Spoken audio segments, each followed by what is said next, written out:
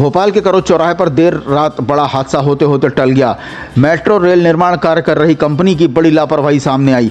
जानकारी के मुताबिक करीब 60 फीट ऊंचे पिलर के पीछे बना निर्माणाधीन पिलर अचानक गिर गया, जिससे उस पर लगी लोहे की भारी रॉड बैरसिया रोड की तरफ झुक गई।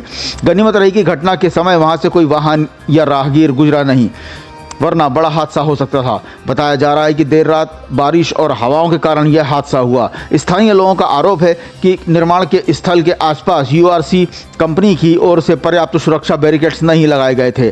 घटना के बाद कंपनी ने मौके पर बैरिकेडिंग कर देर रात ही पिलर को हटाने और स्थिति को संभालने का काम शुरू किया। हादसे के चलते कई घंटों तक यातायात भी प्रभावित रहा। अब सवाल यह उठ रहा है कि आखिर इतनी बड़ी लापरवाही के लिए जिम्मेदार कौन है।